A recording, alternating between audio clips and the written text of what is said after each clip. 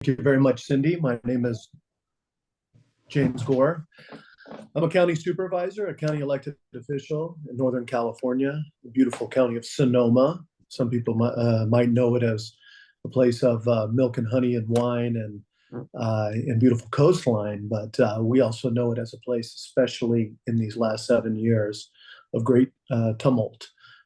Fires, floods, drought, 9 presidentially declared disasters in 7 years, homeless crises, and institutionally, not just the culture issues and not just the natural disaster issues, but institutionally, a ton of effort that has been made into, I'll use the word cultural transformation. And I say that because I and Carmen Jones on this call and a couple others, I know Edna as well, was engaged in the U.S. Department of Agriculture, which for those of you who know is not really just the U.S. Department of Agriculture, it's the U.S. Department of Agriculture, but also rural energy, broadband, community facilities, food and nutrition, school support, and innovation. So we all had a chance. I was in the Obama administration, and we had an amazing chance to work on not just external work and outreach into persistent poverty areas, but to take on the challenge of the cultural transformation of our own agency. And so I was proud to do that. And I'm proud to be in a county right now where we have created an Office of Equity. We have practical, pragmatic plans. So it's not just a generalized discussion topic. We have approved of community engagement and outreach plans, language justice plans, and also internal work. And we've fused that with our HR department. And we are in the midst of a lot of change. So I'm also the president of the National Association of Counties, and it's a pleasure to be here with you. Thanks, James. Tanya, would you like to go next? Thank you, everyone, for having me here. I'm Tanya Coltis. I'm currently the Deputy Associate Administrator for Security and Hazardous Materials within the Federal Aviation Administration. My organization primarily oversees security of aviation. That's both domestically and internationally.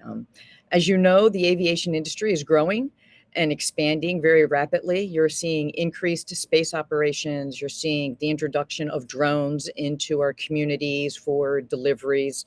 You're seeing we're going into fully automated aircrafts in the future, in addition to the increased demands of increased flights, because travel, especially air travel, has just grown exponentially. And with all of this, as you can imagine, transformation of aviation means also transformation of the organization, a transformation of people, and at the same time dealing with what does a safety culture look like in aviation and a security culture, and how do we hire and maintain individuals and create some of the best talent, and how do we do that in maintaining a very full airspace that's going to grow over the next 10 to 15 years, even more exponentially. So a lot that is happening in aviation. You see the FAA is on the news on a regular basis, right? Aircraft accidents are happening regularly. So we have to deal with that, as well as political unrest and conflict around the world. And securing and ensuring the airspace is safe for where our aircraft fly. So there's a lot going on for us in aviation. And when it comes to inclusion, DEIA initiatives, and working and trying to build a workforce and leadership team for the future, it's a big challenge for us. Thanks, Tanya. Carmen? Good afternoon, everyone. Glad to be here. I have worked in the private sector as an entrepreneur and also in corporate America. And so in my roles, the one thing I've seen is that when change management is necessary, sometimes there's some many times there's resistance to integrating and to implementing it. And so most recently, as a consultant with the Solutions Marketing Group, which focuses primarily on helping companies and organizations build a bridge to the disability market, of which there's 61 million people with disabilities in the country. And it requires a mindset change. It requires attitudinal changes, addressing where people feel uncomfortable or discomfort, sometimes unpacking some of their own biases and perceptions, because disability can range from invisible or non-apparent to very apparent. I'm a wheelchair user of over 30 years. And so really helping arm people and the culture with the insights, the expertise, the practical skills to be effective, to not only employ people who have disabilities, but also family members who may have a disabled child or loved one at home. And so it is, while it's a culture change, it is a change management process as well, because everything from practical solutions have to be developed, from what's our staffing plan, our recruitment plan look like? What does that look like? How do we embed accessibility into technology to ensure everyone can thrive? To just looking at the career path. A lot of times people who have disabilities, and I experienced this when I worked in HR in the government, a lot of people can get in, but they can't advance. And so creating that pathway so they can develop.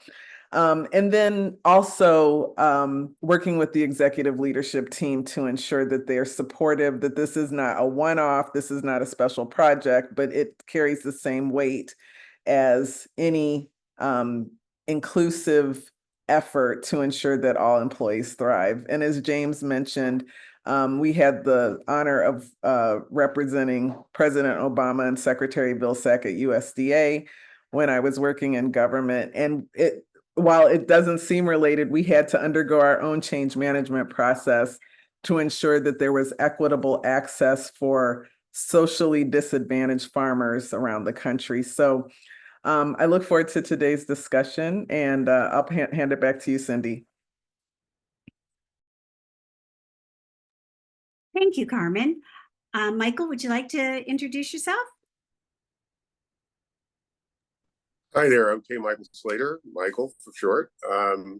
I've been working not only in government as a consultant and leadership advisor for HHS, also Department of Transportation, also work with the FBI, the DEA, and USDA as well, and Department of Transportation.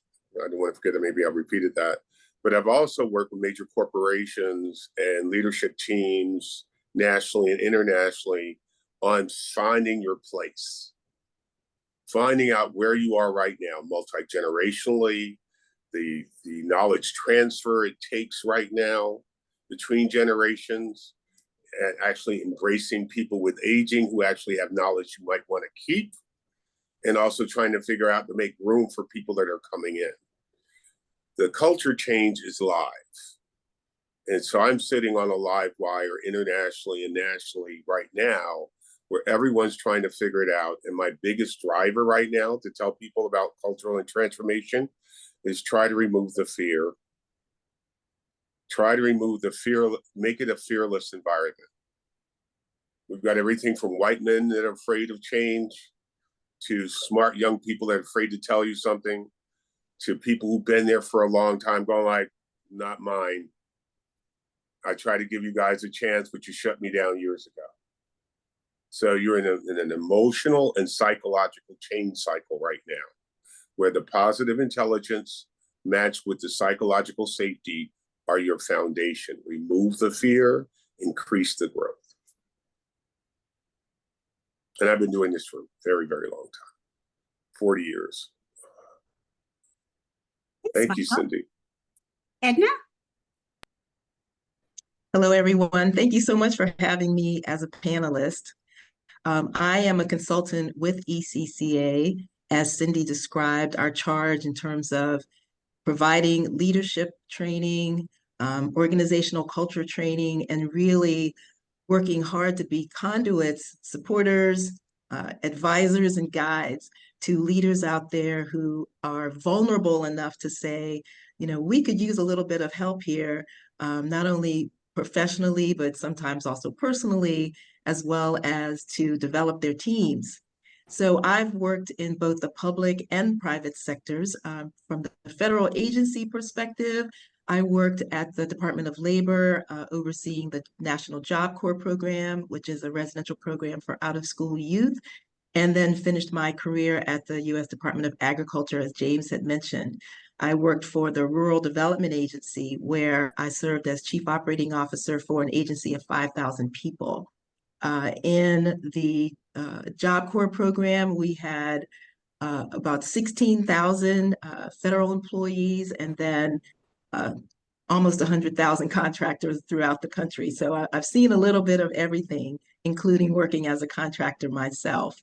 I would say that during my time in rural development, I served as Chief Operating Officer, as I mentioned, and I was in charge of many aspects of administrative operations, but it included human capital, human resources management. So I was right in the middle of the Cultural Transformation Initiative that has been referred to. And actually, I've used that as a cornerstone going forward when it comes to how people show up as leaders and how leaders set the organizational culture. I retired from rural development in 2020 after leading our water infrastructure program for rural communities. Very much resonate with what James was talking about in terms of some of those impacts out there for communities that need us. And now I consult along the lines of leadership, organizational culture, and change management, which includes growing and developing leaders, which is very important. Thank you. Thanks, Edna. So I'd like to kick off with Tanya. Why don't I throw this first question over to you? So where is the FAA as it relates to cultural change and as it relates to inclusion? So, well, thank you, Cindy. And I think the FAA is in a good place. I mean, we started a lot of these initiatives like many federal organizations a long time ago.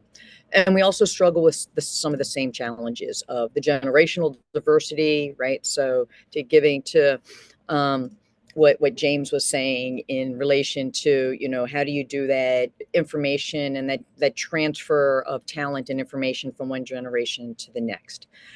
We do struggle with some inclusion when it comes to, we have very highly technical career fields that have been predominantly male oriented. So when it comes to, from the hiring perspective, we're challenged with getting good minorities because not a lot of women and minorities are engineers or are going into aviation or going into security, for example. So there are initiatives working with universities and academia to try and recruit individuals right out of those universities and degree programs. But overall, I think we are doing well when the other aspects of policy development, ensuring inclusion in policy development, in training opportunities, in growth opportunities within the organization, what we have control of, there's a lot of really good initiatives that are ongoing. Of course, we'll never be perfect and there's a lot of work to be done.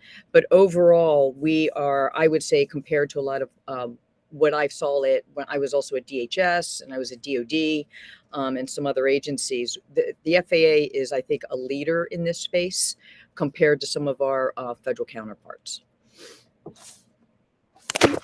I'll turn that back. Carmen, you know, with the companies and agencies that you work with, you know, what are you seeing as it relates to cultural transformation and inclusion? So, as we can definitely see through what's happening and has been happening nationally, there's less focus on DEI, B and A with accessibility initiatives and activity. The companies that have really established metrics and have placed emphasis on measurement and metrics are the ones that I've noticed that are continuing to not only evolve, but continuing the work they began. And so, you know, I think that just by virtue of where we are as a country right now, I believe that there'll be a resurgence of inclusion work, but right now we probably need to just focus on getting past November. And I think once we understand really where we are as a country and how it manifests itself in companies and organizations, I think the companies that have been committed and successful will continue, and they'll thrive and they'll stand out. Those that have, dipped their toe in and made full-throated commitments post George Floyd that have since disbanded, they will likely continue and not evolve and come back. So that's a lot of what I'm noticing. And Michael had shared this with me, the language has changed a lot. And so we're not talking diversity, equity, and inclusion and accessibility and belonging as much as culture change or change management, while we still weave in aspects of DEI. So I think the savvy organizations are really taking the initiative to understand the language and how it's changed. And in doing so, they'll continue to build and be successful.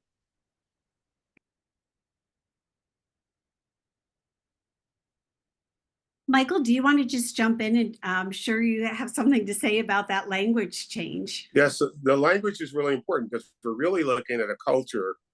And I have one colleague of mine, Kelly, who talks about the healing culture. What I mean by the healing culture is we have had so much strife cross-culturally in the last 9 to 10 years that until you get this to heal and stabilize, you're not going to get very far.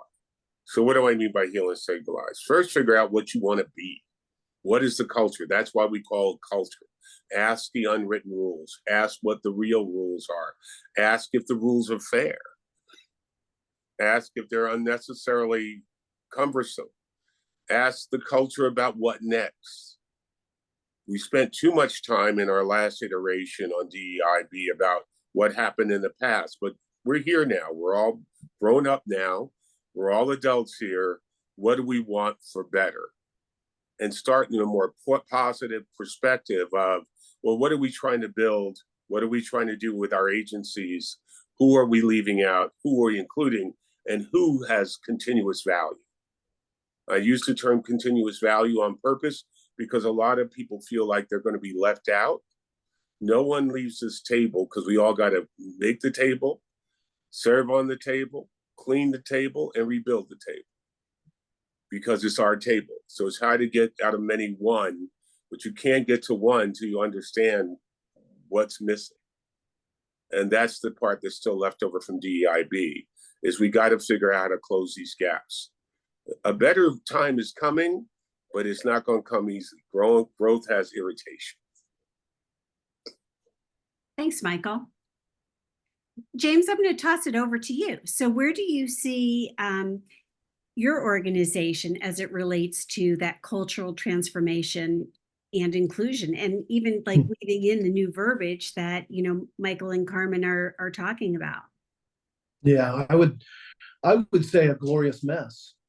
Mm-hmm. And I use the word glorious because, you have to embrace the mess. One of the things that I've learned in this work, and I'm speaking as a white man, right? And I oftentimes think, what is my role as a white man? What is one of the things for me that's important is to make sure that when I'm in these spaces that are with people who look like me, that I defend the work that we're doing, that I don't, because those are places where obviously the language and the structure changes. And I'm not talking about being too woke to be awake, right? Dare I just use some direct language and just be dead honest, is that I'm not I'm a politician who's more of a public servant than a politician. I do politics, but I'm not trying to mince my words. I'm trying to get to where we're at. And so as an organization, we've really, a couple things. There was some desire and a lot of institutional desire for change to happen, but then change really was forced down our throats by these disasters. And it forced us to have really look, and many of the people who were saying, I told you so now, they're frustrated. So if you sit and you get into situations where, whether it's natural disasters. So in one of ours, for instance, we had this horrible fire, burnt down 5,300 homes. The next one, we did a really good job. We had reformed, we had 2 years of work, we were ready for it. So we evacuated 40% of our population and we defended those perimeters. That evacuation caused an economic crisis. That evacuation forced huge crises at a localized level with people who live hand to mouth. 70% of the population in the US, by the way, right? Plus. And individuals who couldn't get their prescriptions, or they had their benefits, SNAP benefits, food go away. I mean, all these other disruptions from those. Then we go into a pandemic, and what do we see? We finally see really equity at its, in its metrics thrown in front of our face. People who live in multifamily housing and carpool to work, predominantly Black and brown in my community, and we see the rate of that, and being in what we would call essential worker class, and we're talking about now all of a sudden the skyrocketing rates, and everybody looking like on a call, like a Zoom, like where I'm, because I speak Spanish and because I give a darn, I'm kind of I'm like the equity lead amongst my supervisors during the pandemic, and I'm on a call like this with a ton of individuals, and I'm like, okay, here we go. Like, how are we going to bootstrap again? And they're like, no, what the hell are you going to do? We're tired of bootstrapping, right? So we create an office of equity. I propose creating an office of equity and expanding budget at a time when, and that creation has sent waves through the organization and in many ways, and it's increased the mess. One thing I learned in my work with Carmen and an amazing guy named Burley Reed is that when you go out and you start to do true outreach, and and to people who have been voiceless, unheard, not asked their opinion, their challenges not addressed, and harm continuing, not just past harm, and you open up a forum to them, don't be afraid or surprised when they scream, right? They don't come in meek, right? So you create a safe spot, it gets loud. And so what I have seen is in this mess is that certain of my colleagues or my peers, and I'll include myself in this, is choose to atrophy and move away from that, even though they agreed that let's have the uncomfortable conversation, but it got too uncomfortable, right? And on the other side is others who say, I made a commitment to put the keys to the car in somebody else's hands. And so, and this doesn't feel comfortable, but maybe this is what it's felt like for those individuals for the last year, 10 years, 100 years in these forums. Wow, I'm feeling uncomfortable all of a sudden. And there are some people who are reflective and aware of that, and there are some people who are absolutely not. And so, we did this other thing where we spent 40%, about $40 million of our America Rescue Plan dollars on those communities most impacted. And there are some people who believe that that was like, oh, we just gave it to a bunch of nonprofits, right?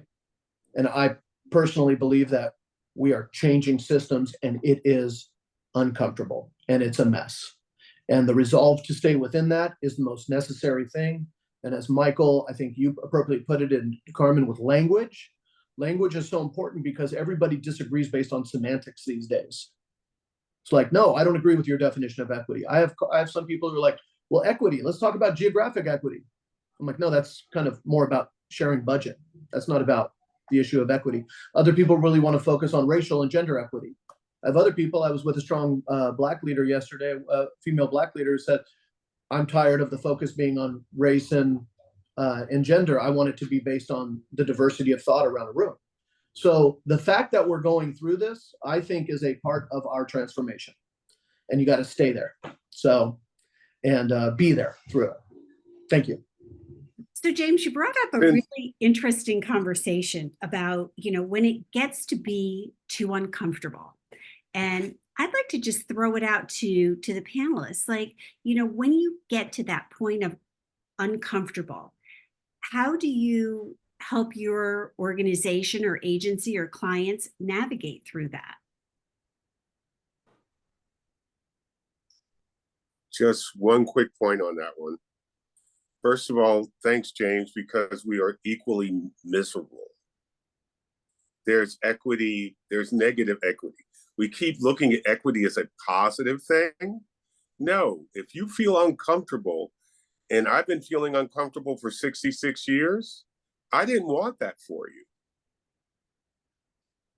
So the equity of discomfort is real.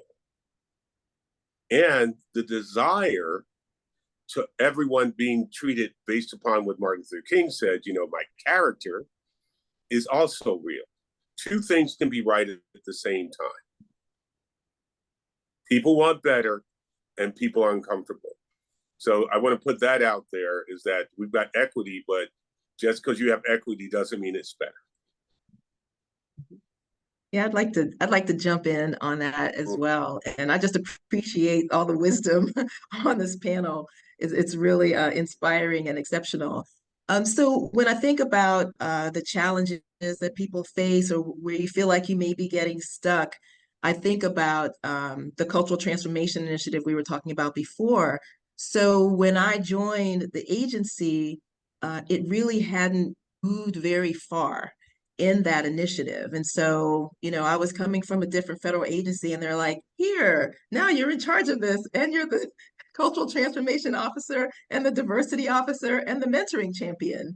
I was like, okay, have you introduced me to people yet? But it was really interesting because you had to really not only take a look at what the landscape was at that time, but also how you could be effective. And so one of the things that I really talk about with the leaders that I work with is, what can you do in your sphere of influence?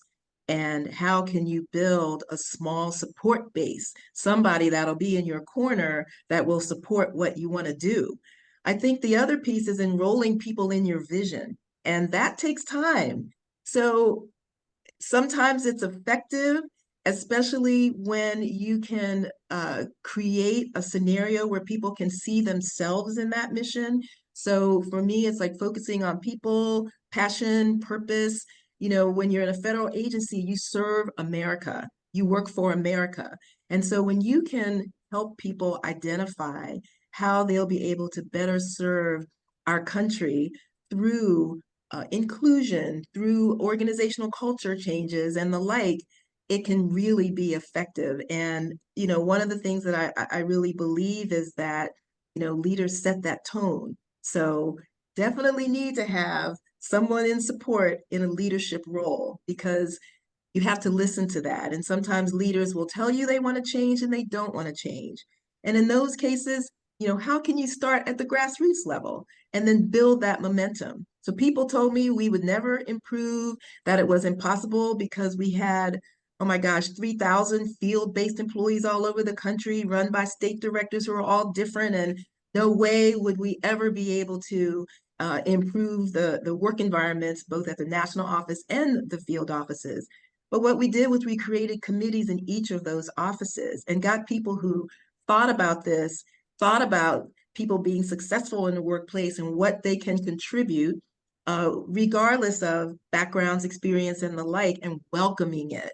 So over time, by the time I left the chief operating officer role to go over to water, we had improved 90 slots in best places to work in the federal government. And the agency itself, USDA, became a top 10 federal agency in best places to work. But I am not going to sugarcoat it and say that it was easy, because I had to just keep showing data, keep showing progress, talking about the fact that when people are satisfied in their workplaces, they don't leave. They'll do anything for you. And when you include, as others have said, people of color, women, young people, people with disabilities, rural communities, then you're really getting a rich fabric that you can weave together. So Edna, you were talking about, enrolling people in your vision and, the people and the passion. One of the things that I see is that, sometimes senior leaderships may initiate the change, and in reality, they really just want things to stay the same. They might say they want to change, but don't. Carmen, I see you nodding.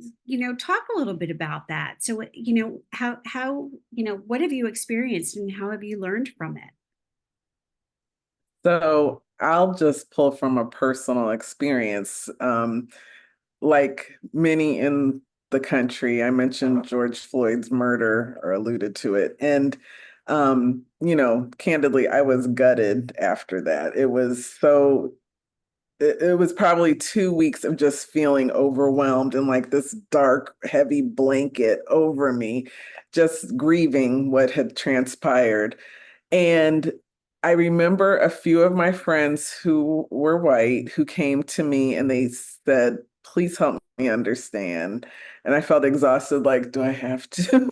um, and, but I decided to use that as an opportunity to have just real candid discussion where you don't get it in a diversity training, right? You don't get it in a group setting where you can be vulnerable, you can ask questions, you can be comfortable saying, I don't really understand it. Could you explain it a bit more?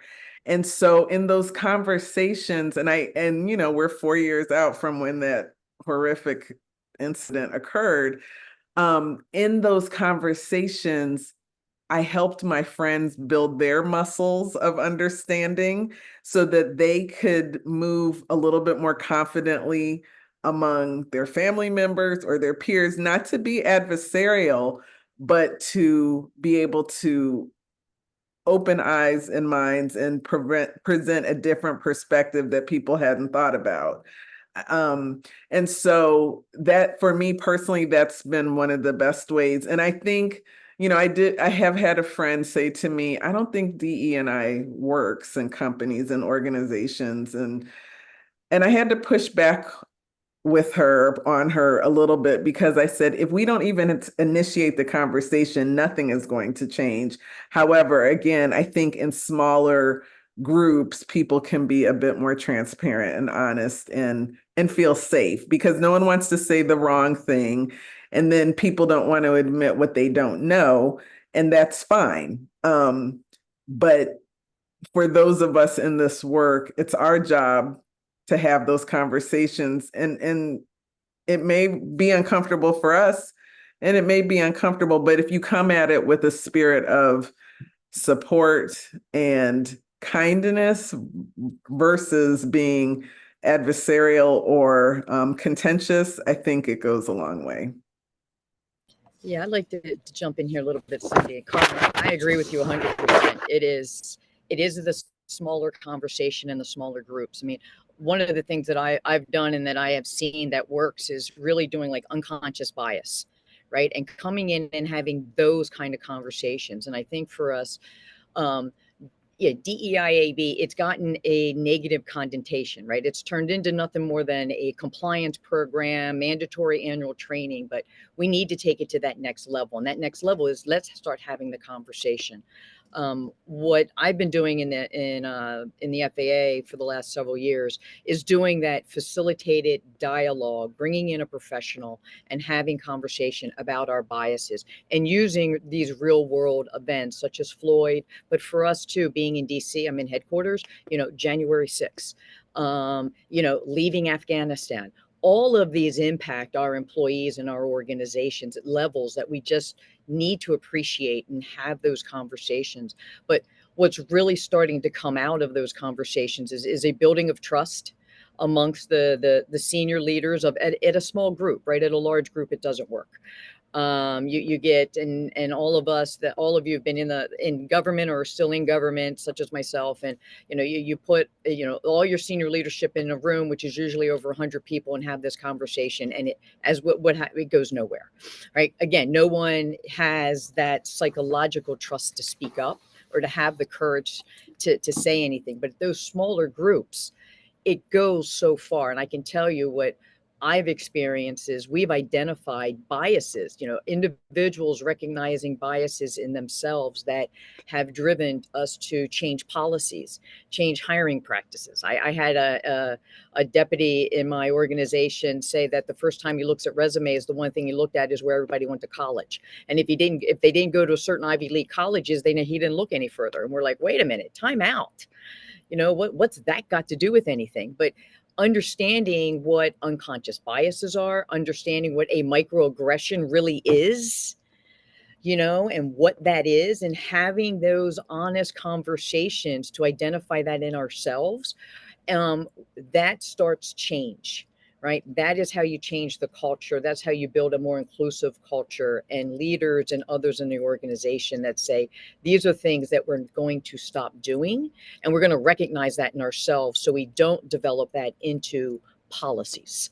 And those types of biases don't go into policies, but we're removing them, right? So it is all about the dialogue and the conversation, and taking it from the training. And I agree, both Mike and James, but you talk about, right, who needs to be the champions? We need champions at every level of the organization, but if you have a predominantly white male organization, you need champions as white males.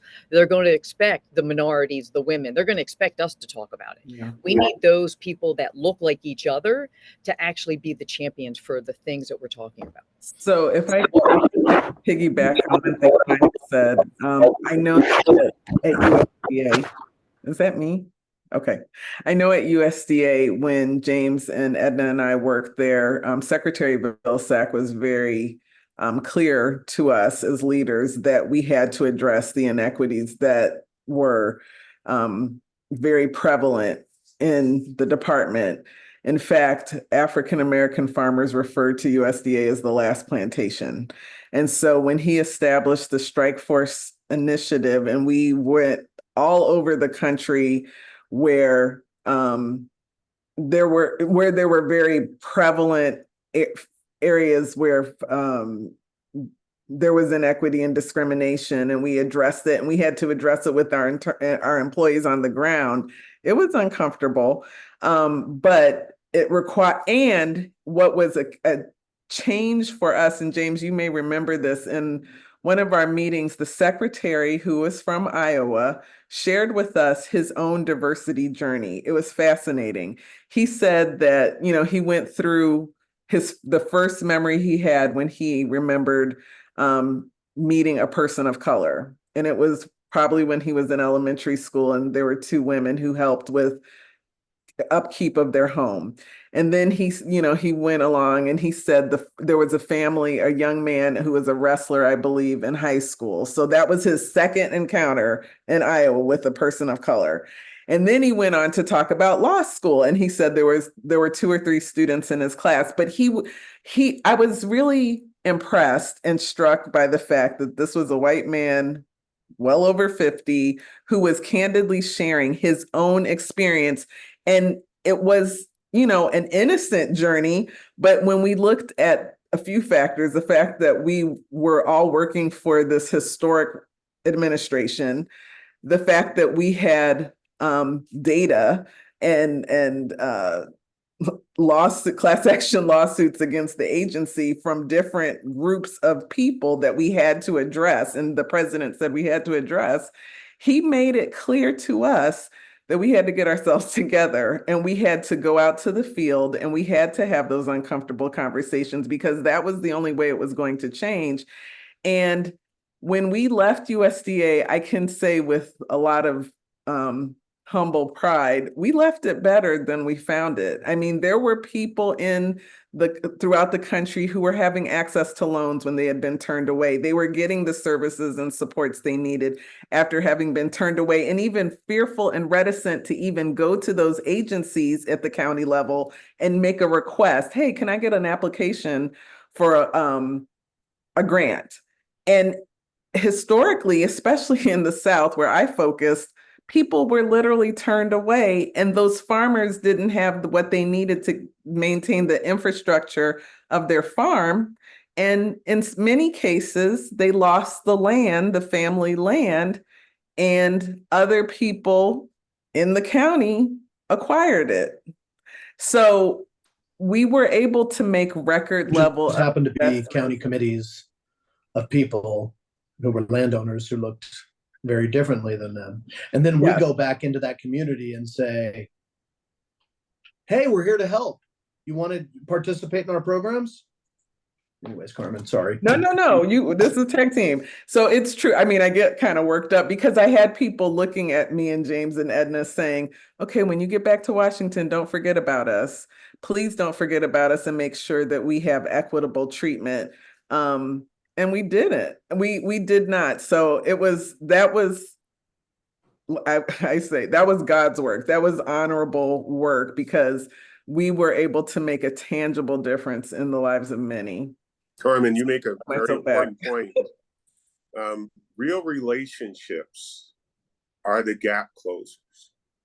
The majority of white Americans and even the majority of Americans now don't have as many relationships with people of different cultures. Malcolm X stated, the most segregated time in America is Sunday morning. Even in our religious fervor, we divide up into the teams we're comfortable with. Not fighting comfort, not worried about comfort. I'm worried about the acknowledgement of until we sit down together, heal together, there will be no together. And so finding joy, finding positive, finding the singularity. We are not all alike, don't want us to be all alike, but we do have common mission. We do have common vision. I do find in the corporate world as well as government, we've got to start talking about what's working. These wins that James and Carmen and Edna and Tanya have been involved in, and I know Roman Crow from the FAA and worked with him on some of his initiatives. The reality is there are a lot more wins, but there's not a lot of trumpets for it. We spend most of our time acting like it's a problem from 1958 instead of a solution for 2025. So James, I see your hand is raised.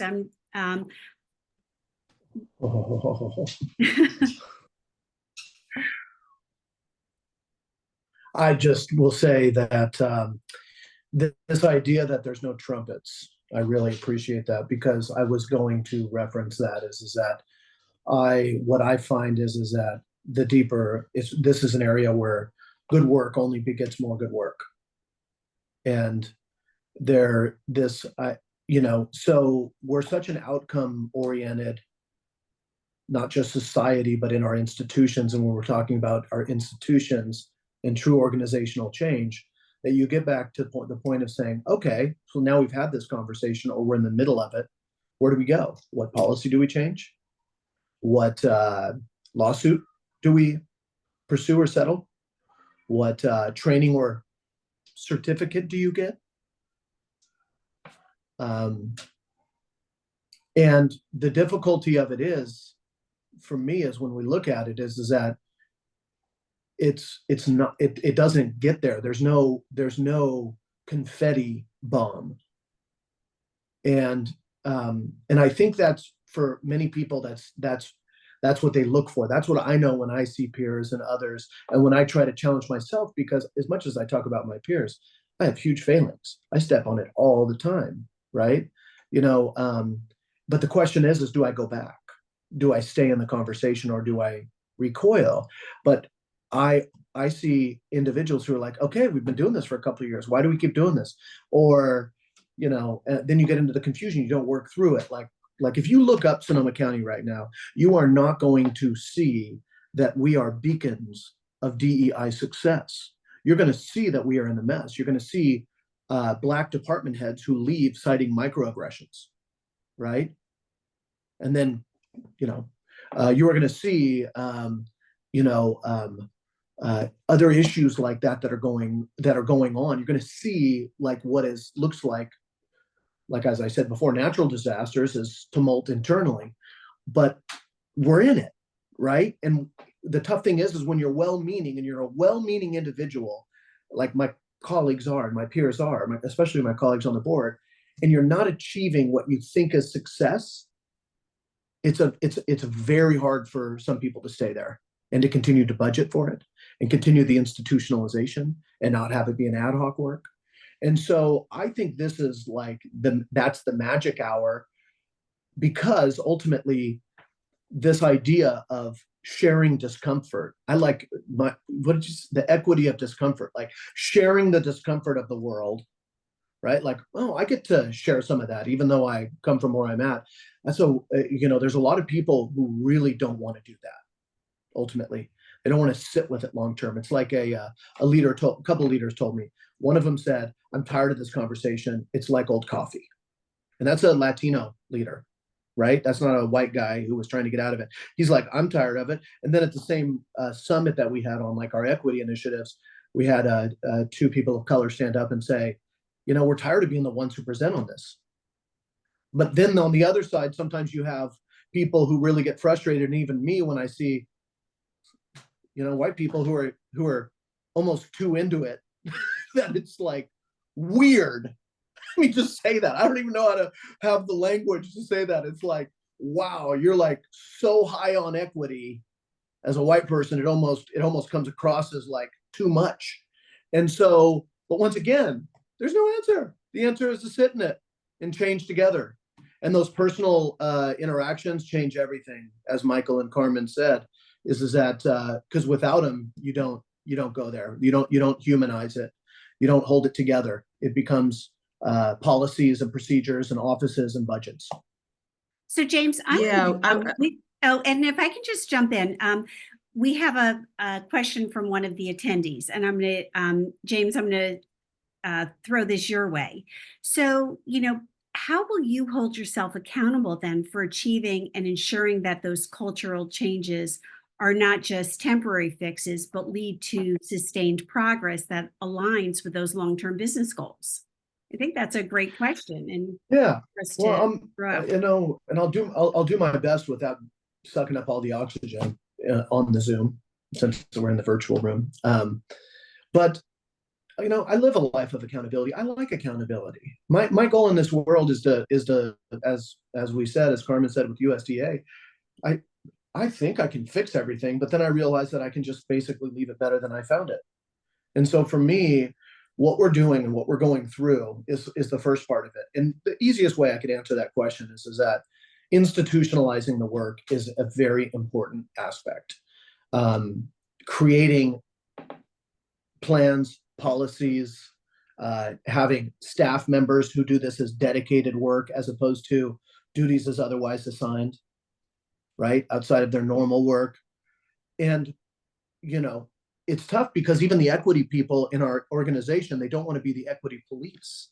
They don't want to be like banded as, hey, I'm the black and the brown leader of this organization, because we don't really usually find that like a white person leads an office of equity. I'm not saying that's good or bad or indifferent, but it's like, I'm going to run around and be the police of microaggressions and macro, anything that falls below this area of true harassment in HR, right? True HR issues have a bearing and a standard in law that are there.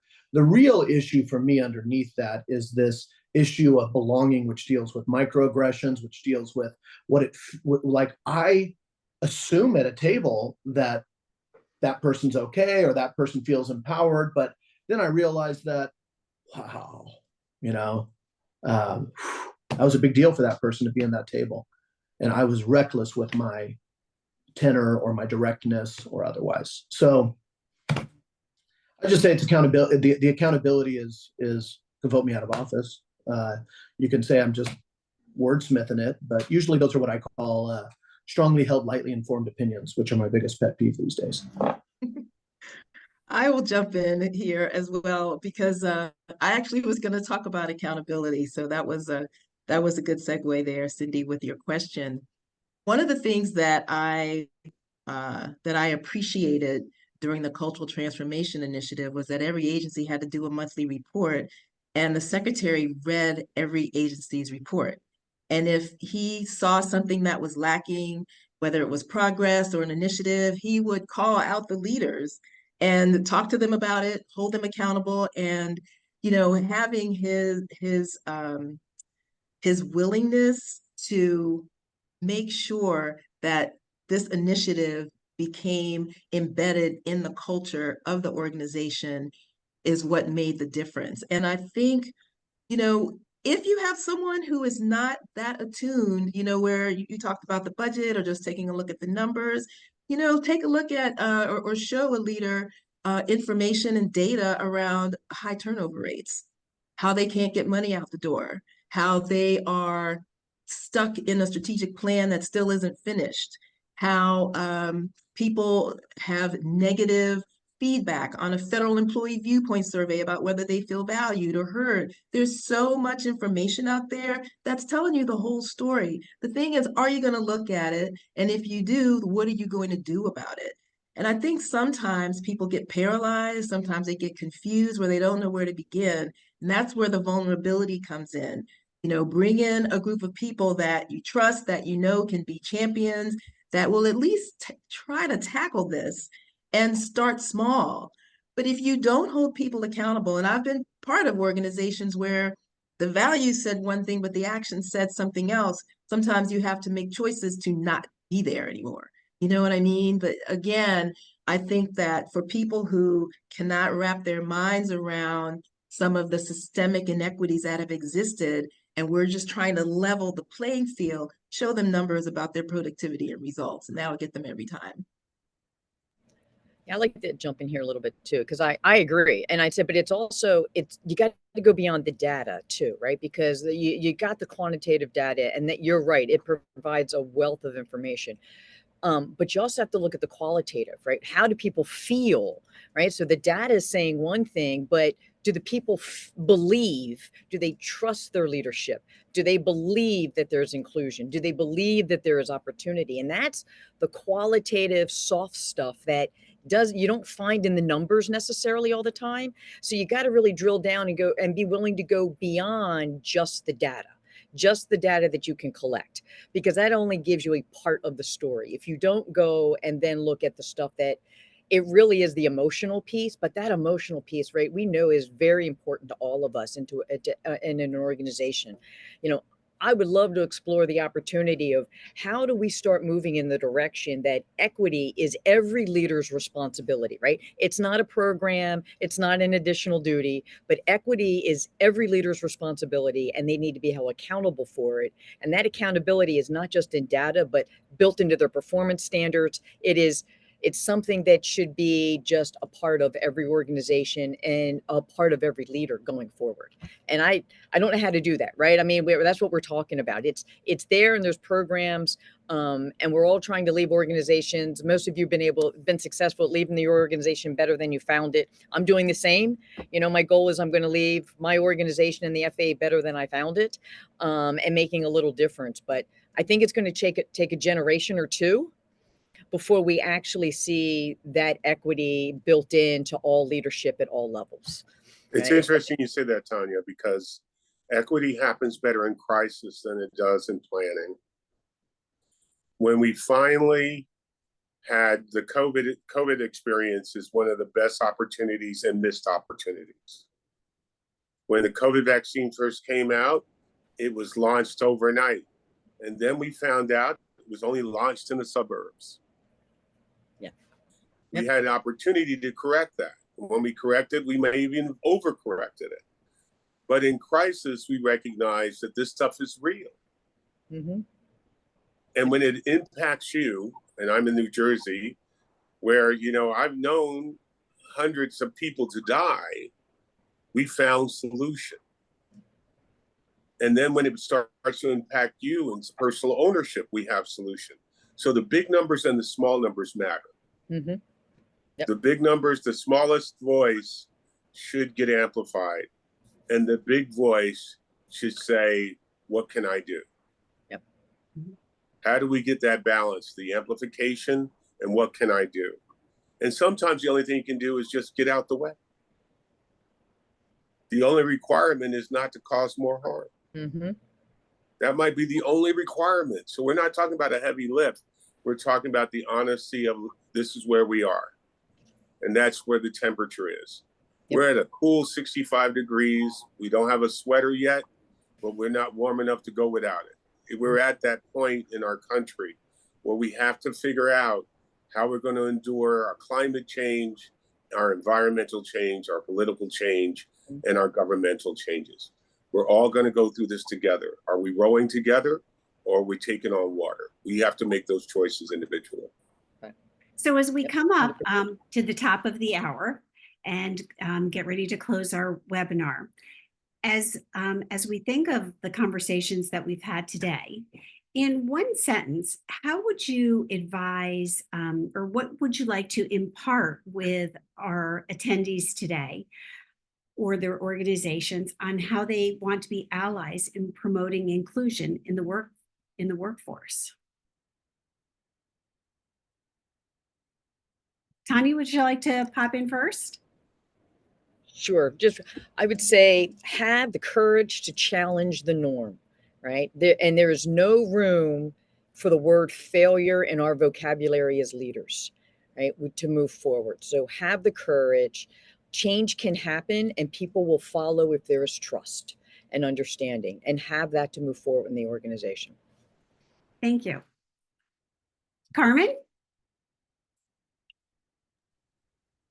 That's a big but simple question. I think the main thing I would offer is just to identify who are the executive champions and build relationships with them so that, you know, you can vision cast or get behind them and say, you know, I want to support your work, because it's going to require leadership to, you know, leadership support and buy-in to make it a real effort. So that would probably be the counsel I would provide. Thank you. James?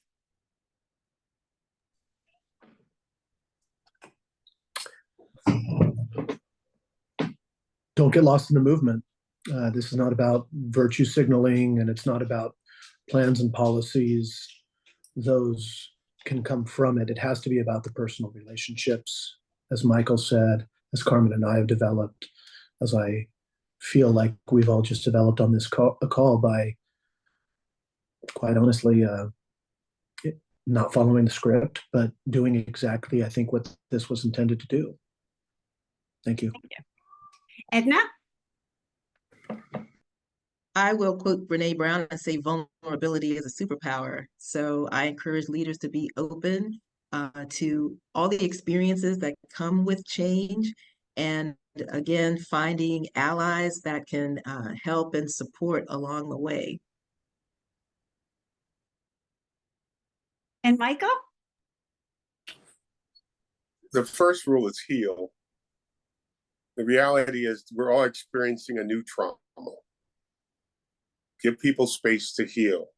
And if you can't fix where you are, don't invite anybody else to the table. Make sure the people who are at the table feel they got room to make space for that plate and that seat, or build a new table. But heal. We can't do it this way anymore.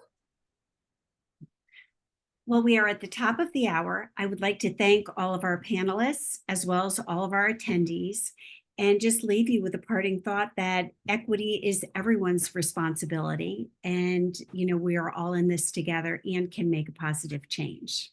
So at that, thank you all very much. Thank you for our attendees and our panelists. Thank you.